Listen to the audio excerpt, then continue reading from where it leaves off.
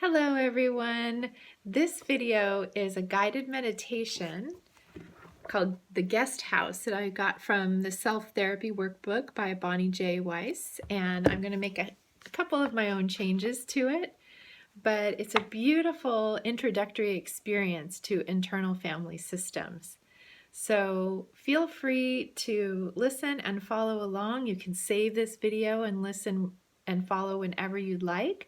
You can even pause the video if you want to spend more time in a certain area. But let's get started. So find a comfortable position, whatever that means for you, whether it's sitting up straight or lying down, whatever is comfortable for you. And make your intention to go inside. So this is what Richard Schwartz calls a U-turn, a Y-O-U turn. Instead of focusing outside of yourself on other people and circumstances, you're going to make a U-turn and focus in on your inner world for just a little bit.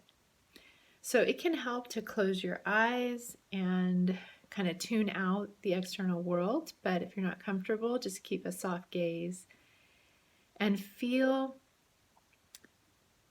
the chair underneath you or whatever you're on supporting you. If your feet are on the ground, feel your feet being supported. And just notice your in and out breath.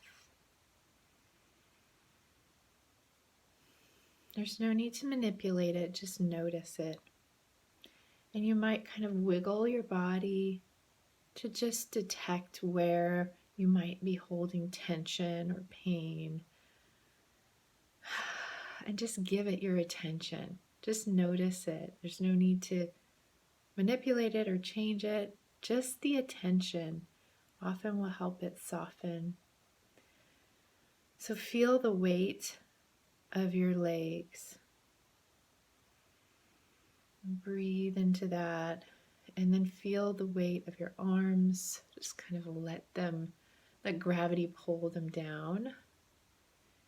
And feel the weight of your shoulders just relaxing and pulling down. Let your jaw slacken. And as you keep breathing, imagine that you're breathing in this cool mist. And you're breathing out warm fog. I'm always amazed at how our bodies are a heater. The air goes in cold, comes out warm. So just focus on your in-breath, your out-breath. And I'm going to read you a famous poem by Rumi called The Guest House, which is a beautiful depiction of internal family systems. Just listen. This being human is a guest house. Every morning a new arrival, a joy, a depression, a meanness, some momentary awareness comes as an unexpected visitor. Welcome and entertain them all, even if they are a crowd of sorrows who violently sweep your house empty of its furniture. Still, treat each guest honorably. He may be clearing you out for some new delight. The dark thought, the shame, the malice, meet them at the door laughing and invite them in. Be grateful for whatever comes, because each has been sent as a guide from beyond. In internal family systems, we say all parts are welcome. So now as you go inside, just take a moment to see who the guests are in your house right now. Notice them one by one as they make themselves known to you. And you may recognize them as a thought, maybe a recurring or intrusive thought that's kind of screaming at you. Or it might be a feeling, a strong emotion, or a sensation in or around your body. You might feel that elephant on your chest or that butterflies in your stomach or the tension in your shoulders. Just allow it to rise up and see it. It might be a distraction or a memory. Just let them all rise up. And as you invite each of them in, give them a seat at some kind of table or circle. So this could be a kitchen table or a boardroom table or a campfire or a drum circle of some kind. You might be sitting on the ground or in chairs, but place yourself kind of at the head of the table or at the head of this circle. You are the parent of these guests or these inner children that are coming up and showing themselves to you. And go ahead and make contact with each of your guests as they take a seat and welcome them here. They're all welcome, big or small, feisty, sullen, clear, shadowy. Just see how it feels for you to be at the head of this table, acknowledging them all.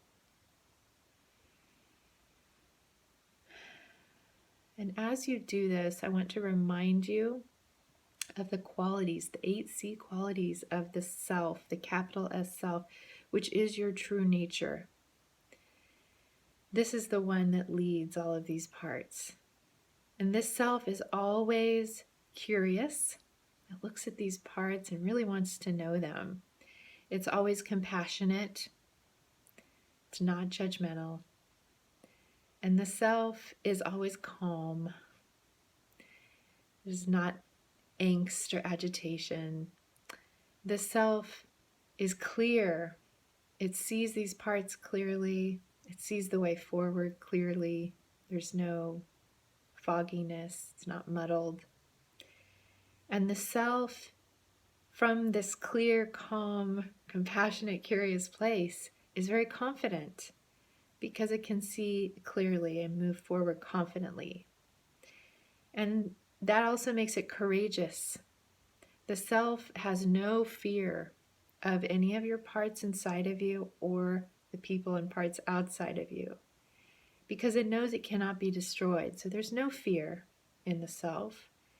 And the self is creative. It sees a big picture so it can solve problems creatively.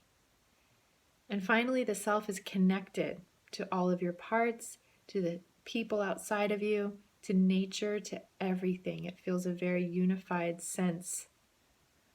It doesn't ever steamroll over any of the parts or is never domineering or argumentative. It allows everything and everyone to be heard and seen and valued. So as you take this position, just for a second, visualize these parts like they're children or whatever form they take if you see them, or maybe you just sense their presence. And do with them whatever you feel compelled to do as self, because that will be the right thing. So you might hug them or comfort them. You might just listen to them, acknowledge them. Say, I see you, I hear you, I'm here. Whatever comes to you as self will be the right thing. Just give them attention. And again, you can pause if you want to spend more time here. But if you're ready, let these parts know that you're thankful that they've come and shown themselves to you, and that you'll come back and meet with them again soon. When you're ready, wiggle your body, take a deep breath, and come back into this space.